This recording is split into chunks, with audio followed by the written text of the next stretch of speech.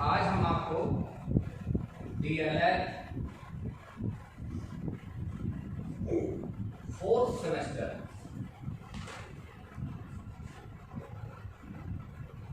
के अंतर्गत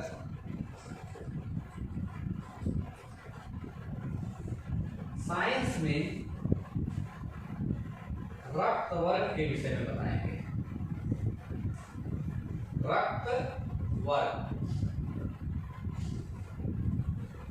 यानी कि ब्लड ग्रुप। अब देखिए, रक्त वर्ग की खोज किसने की थी? ध्यान रहे, रक्त वर्ग की खोज लैंड स्टीनर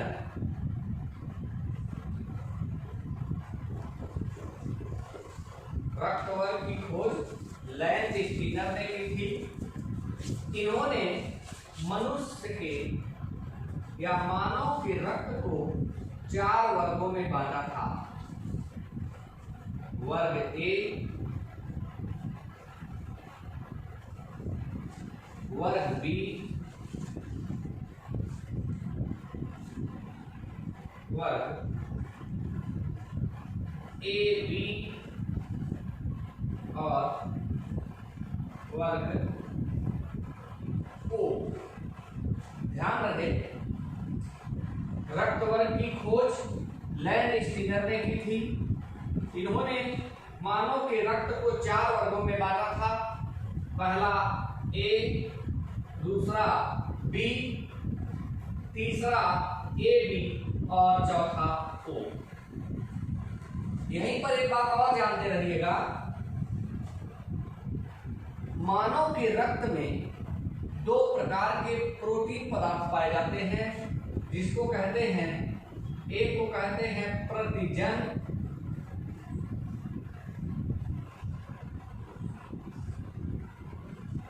एंटीजन जिसको कहते हैं प्रतिजन, और दूसरे को कहते हैं प्रतिरक्षी।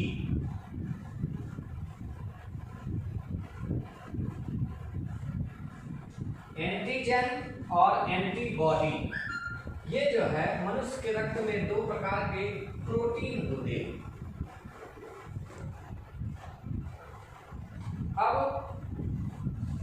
प्रतिजन अगर आपको पता करना हो, प्रतिजन को कैपिटल ए से 2 प्रकार के, जो अब देखिए प्रतिजन भी 2 प्रकार के होते हैं, 2 प्रकार के प्रतिजन और 2 प्रकार के प्रतिरक्षी।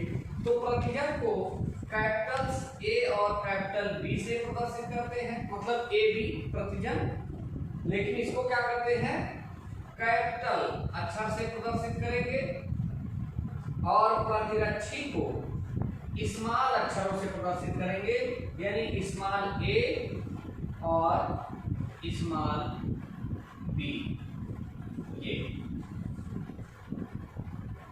ये प्रतिजन जो है, यह लाल रुधिर कणिकाओं की जीव कला के बाहरी आवरण में पाया जाता है, प्रतिजन ए और बी।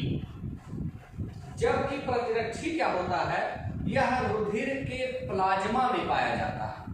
2 बात ध्यान रखिएगा। पहली बात, प्रतिजन लाल रुधिर कणिका के जीव कला के बाहरी आवरण में पाया जाता है, जबकि प्रतिरक्षी रुधिर के प्लाज्मा में पाया जाता है।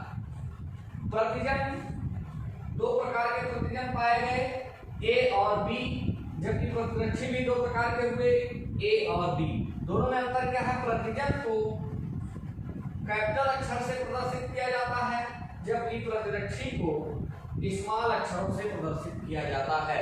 अगर स्मॉल ए लिखा हुआ है तो आप समझेंगे ये एंटीबॉडी है, कैपिटल ए लिखा हुआ है तो आप समझेंगे एंटीजन है, कैपिटल बी है तो एंटीजन, स्मॉल बी है तो एंटीजन। यानी स्मॉल लेटर है तो एंटीबॉडी, कैपिटल लेटर है तो एंटीजन। अब यहाँ पर इसलिए इसको बता रहे हैं क्योंकि अभी जब हमारा क्लॉटिंग हो जाता है, कभी कभी रक्त का थक्का बन जाता है, जिससे मनुष्य की जो है मृत्यु हो जाती है, तो ये इन्हीं के कारण, अगर ये सेम यानी कहीं पर प्रतिरक्षी प्रतिजन ए और प्रतिरक्षी ए आपस में मिल जाएंगे तो ये इनके जमने के कारण, इनके अभिश्लेषण के कारण कोशिकाओं में रक्त अवरुद्ध हो जाता है, और जब अवरुद्ध हो जाता है तो मनुष्य की मृत्यु हो जाती है। तो ये दोनों साथ साथ उपस्थित नहीं होने चाहिए। तो आइए हम आपको बताते हैं रक्त वर्ग में ये जो चारों वर्ग हैं, इसमें जो है कौन किसको रक्त दे सकता है और कौन किससे रक्त ले सकता है, और जिसमें कौन सा प्रतिजन होता है, कौन सा एंटीजन होता है और कौन सा एंटीबॉडी होती है। अब देख लीजिए, एक बात और यहाँ जानते रहिए आप, ये जो आपका AB ग्रुप है, ब्लड ग्रुप AB, इसको आप जानते रहिएगा, ये सर्वग्राही है। ये क्वेश्चन कभी कभी पूछा जाता है, यही सर्वग्राही और सर्वदाता। तो AB ब्लड ग्रुप जो है वह सर्वग्राही है, यानी ये सबका रक्त ले सकता है, जबकि रक्त वर्ग जो O वर्ग है ये सर्वदाता है, यह जो है सबको रक्त दे सकता है, ये अपना रक्त किसी को भी दे सकता है, जबकि AB सर्वग्राही है, यह सबका, केवल ये अपने से मतलब है, इसको सबका रक्त ले सकता है और देता केवल अपने को है, AB को। लेने के लिए ये किसी से भी रक्त ले सकता है, इसको कोई दिक्कत नहीं होगी। अब आइए आपको बताते हैं कौन किसको रक्त दे सकता है और कौन सा किससे रक्त ले सकता है, और इसमें कौन सा एंटीबॉडी और एंटीजन पाया जाता है। अब देखिए जो है 4 कॉलम आप बनाएंगे, यहाँ पे ऐसे बना लीजिए।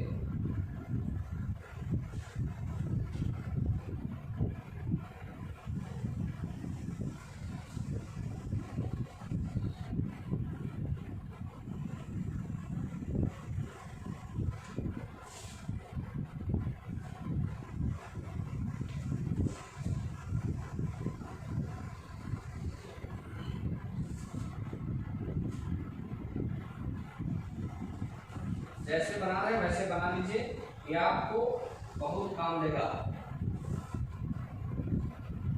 क्योंकि ये पेपर में यहाँ से एक क्वेश्चन आपका जरूर मिलेगा। कोई कंपटीशन की परीक्षा देंगे, प्रतियोगी परीक्षा, वहां भी ये आपको मदद करेगा।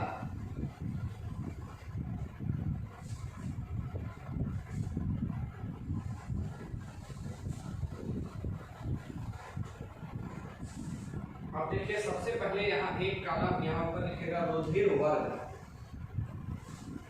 रुधिर वर्ग। रुधिर वर्ग हमने बताया 4 वर्ग, A, B और O, जिसमें हमने AB को क्या बताया, सर्वग्राही, ये सबका रक्त ले सकता है, इसलिए इसको जो है रुधिर वर्ग AB को सर्वग्राही कहते हैं, और O जो है ये है सर्वदाता।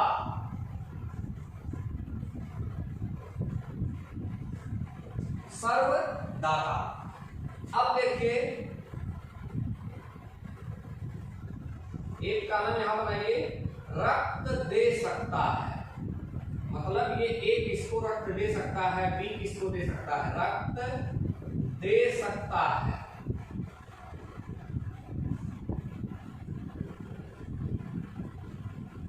और अगला कॉलम बनाइए, रक्त ले सकता है, मतलब ये रुधिर वर्ग जो है वो किससे रक्त ले सकते हैं।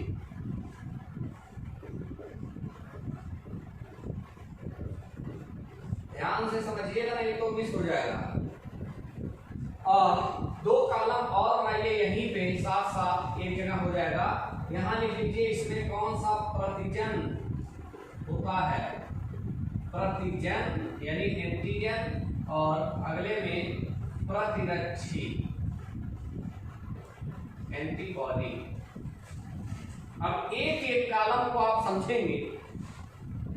ए, आप देखिए पहले रुधिर वर्ग A को भर लीजिए, यहाँ रक्त किसको किसको दे सकता है। यहाँ इन कॉलमों को आप भूल जाइए, पहले आप देख लीजिए किसको ये रक्त रक्त दे सकता है, अपने ब्लड ग्रुप वाले व्यक्ति को रक्त दे सकता है।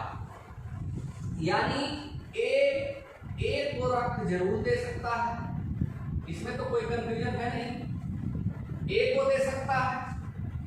अब देखिए ए बी पर ध्यान दीजिएगा, ए बी क्या है, सर्वग्राही है, यानी ए बी सबका रक्त ले सकता है, यानी कि ए अपने को दे सकता है और ए बी को भी दे सकता है, क्योंकि ए बी सबका रक्त ले सकता है। इसलिए यहां ध्यान दीजिएगा, रक्त किसको दे सकता है, ए को दे सकता है और ए बी को दे सकता है।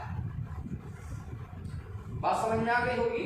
अब देखिए बी भी जो है बी को तो दे ही सकता है, लेकिन इसके साथ साथ ए बी को भी दे सकता है। क्यों? क्योंकि ए बी जो है सर्वग्राही है, सबका रक्त ले सकता है, तो बी को दे सकता है और ए बी को भी दे सकता है।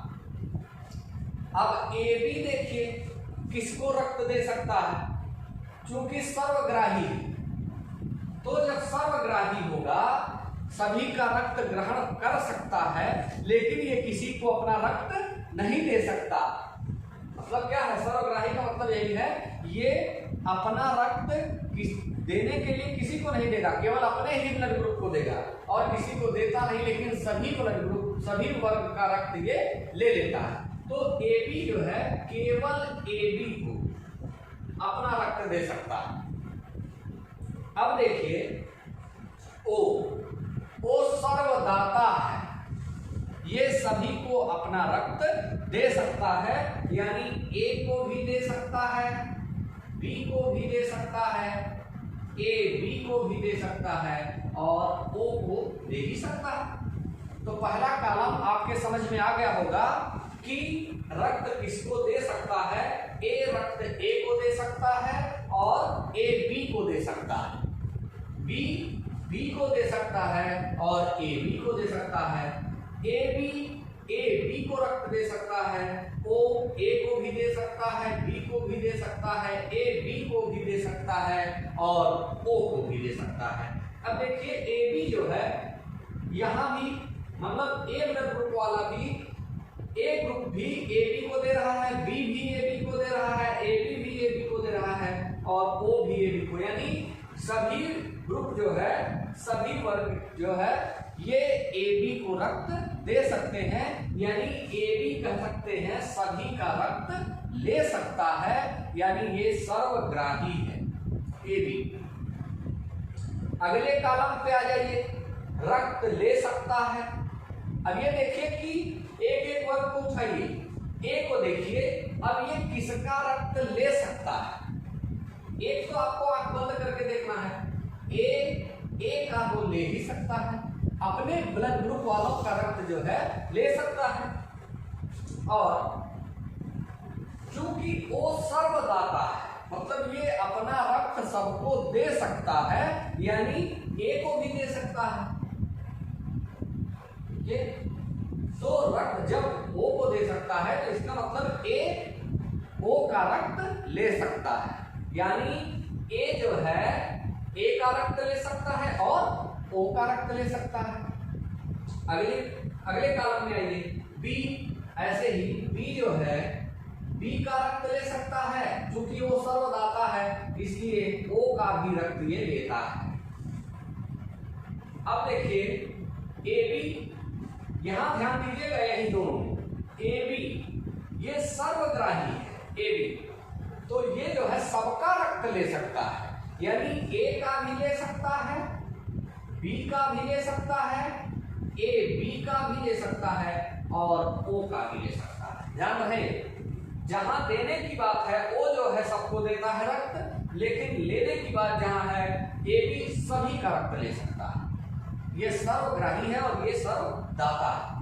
अब देखिए ओ जो है केवल ओ वर्ग का ही रक्त ले सकता है और किसी का ये रक्त नहीं ले सकता है। दो कॉलम समझ में आ गया होगा, रक्त किसको दे सकता है, रक्त किसका ले सकता है। अब देखिए प्रतिजन और प्रतिरक्षी, हमने क्या बताया प्रतिजन में अभी कि इसको कैपिटल लेटर में प्रदर्शित करते हैं। आप देखेंगे इसमें जो वर्ग में ए यानी कि ए प्रतिजन उपस्थित है, इसमें केवल ए उपस्थित है।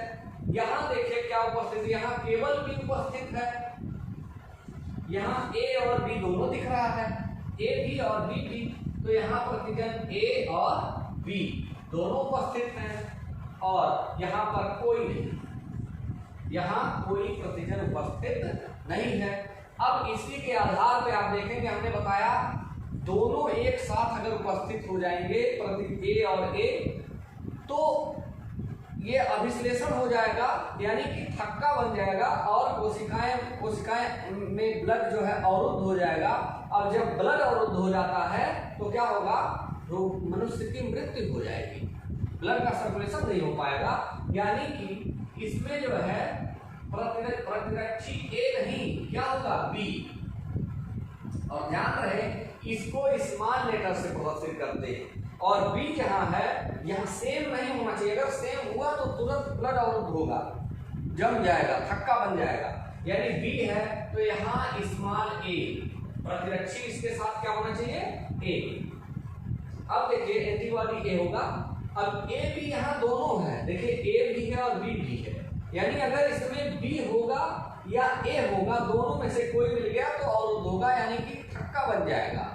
तो ध्यान रहे यहाँ पर प्रतिरक्षी कोई नहीं उपस्थित होता है, इसमें एंटीजन ए बी में कोई प्रतिरक्षी उपस्थित नहीं होगा। इसी प्रकार से ओ में आप देखिएगा, ओ ब्लड ग्रुप में यहाँ कोई प्रतिजन नहीं है, तो यहाँ दोनों उपस्थित हो सकते हैं, यहाँ किसी प्रकार की कोई दिक्कत नहीं है। तो यहाँ ए भी उपस्थित हो सकता है और बी।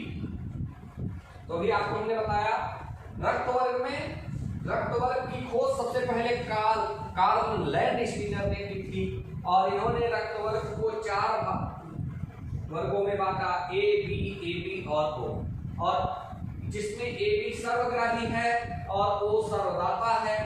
हमने एक कॉलम बना करके आपको बताया कि कौन किसको रक्त दे सकता है, कौन किससे ले सकता है। ए को दे सकता है, और इसके साथ साथ ए बी, चूंकि ए बी सर्वग्राही है इसलिए ए बी को भी रक्त ये दे सकता है। बी को दे सकता है और ए बी को दे सकता है, क्योंकि ए बी सर्वग्राही है। ए बी जो है केवल ए बी को रक्त दे सकता है, जबकि ओ ए को भी दे सकता है, बी को भी दे सकता है, ए बी को भी दे सकता है और ओ को भी दे सकता है। क्यों? क्योंकि ये सर्वदाता है, सबको अपना रक्त दे सकता है। इसी प्रकार रक्त लेने की बात जहां होगी वहां ए रुधिर वर्ग ए को तो देगा ही, उसके साथ साथ ओ को भी अपना रक्त दे सकता है, क्योंकि ओ सर्वदाता है, इसलिए ये ओ से भी अपना रक्त ले सकता है, ए से भी ले सकता है और ओ से भी ले सकता है। इसी प्रकार बी रुधिर वर्ग बी से रक्त ले सकता है और उसके साथ साथ ओ से भी ले सकता है, और ए बी ए से भी ले सकता है, बी से भी ले सकता है, ए बी से भी ले सकता है और ओ से, क्योंकि सर्वग्राही है, सबका रक्त ये ले लेगा, और ओ केवल ओ से अपना रक्त ले सकता है। इसी इसमें प्रतिजन हमने बताया, प्रतिजन इसमें ए उपस्थित है, इसमें बी है, इसमें ए और बी दोनों है, आप देख रहे हैं बी में, ओ में कोई प्रतिजन नहीं है, तो प्रतिरक्षी इसमें कौन सा उपस्थित होना चाहिए, ए के साथ स्मॉल बी के साथ स्मॉल ए और बी में चूंकि ए और बी कोई भी होगा तो दिक्कत हो जाएगी, इसलिए इसमें कोई नहीं उपस्थित होता, और यहाँ पर ए और बी दोनों भी उपस्थित हो सकते हैं, कोई दिक्कत नहीं। अपेक्षा करते हैं आपको निश्चित रूप से समझ में आया होगा, कायदे से समझ में आया होगा। जो चीजें समझ में नहीं आएगी आप बताएंगे।